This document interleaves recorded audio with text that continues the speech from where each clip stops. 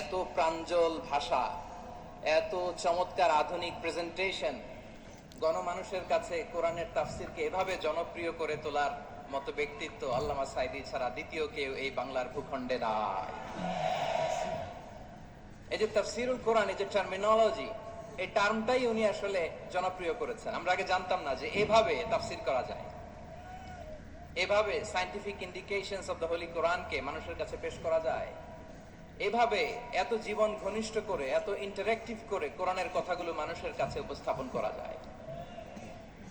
উনি অন্যায়ের বিরুদ্ধে সবসময় সোচ্চার ছিলেন, প্রতিবাদী কণ্ঠস্বর ছিলেন। ওনার আলোচনা শুনলে দেহের রক্ত টকবক করে ফুটতে থাকতো। আল্লাহু আকবার, আল্লাহু আকবার, আল্লাহু আকবার। He was a strong mouthpiece of Islamic revivalism. Islamic জাগরণের স্ট্রং মাউথপিস ছিলেন আল্লামা সাঈদী রাহিমাহুল্লাহ। অনেক দোয়া পেয়েছেন। আমরা পড়েছি, এমন জীবন তুমি করিবে গঠন, মরণে হাসিবে তুমি, কাঁদিবে ভুবন। গোটা বিশ্বকে তিনি কাঁদিয়েছেন।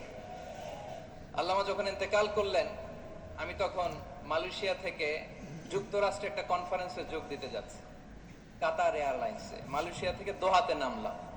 দোহায় যখন আমার ট্রানজিট, তখন শুনতে পেলাম যে আল্লামা বিদায় নিয়েছেন।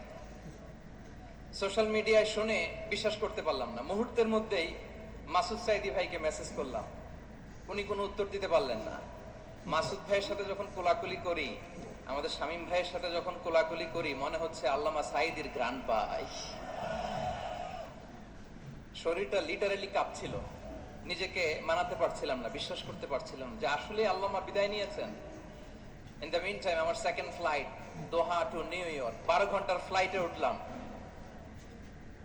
ইন্টারনেট থেকে বিচ্ছিন্ন হলাম। নামার পরে শুনলাম আল্লাহু আকবার, যেখানে ওনাকে কবরস্থ করার কথা ছিল সেখানেও কবর দিতে দেয়া হয় নাই। ছবিগুলো দেখতে লাগলাম, হাসি মাখা মুখ, হাসি মাখা নিথর দেহটা, মরণে হাসিবে তুমি, কাঁদিবে ভুবন। From east to west, from north to south, the entire globe, গোটা বিশ্ব ওনার জন্য কেঁদেছে। গোটা বিশ্ব কেঁদেছে, কাবার গিলাফ ধরে ধরে মানুষ চিৎকার করেছে। এর চেয়ে শ্রেষ্ঠ মৃত্যুকার হতে পারে? আমাদের আল্লামার আর কি পাওয়ার ছিল বলেন? আর কি পাওয়ার ছিল? কুল্লু নাফসিন যায়িকাতুল মাউত, যারাই দুনিয়াতে আসবে তারা ইন্তেকাল করবে, এটা আমরা মেনে নেই, এটা আমরা জানি। কিন্তু অবাক করা বিষয় হচ্ছে, আমরা আজও জানি না আমাদের আল্লামার মৃত্যু কি স্বাভাবিক হয়েছে নাকি এটা পরিকল্পিত।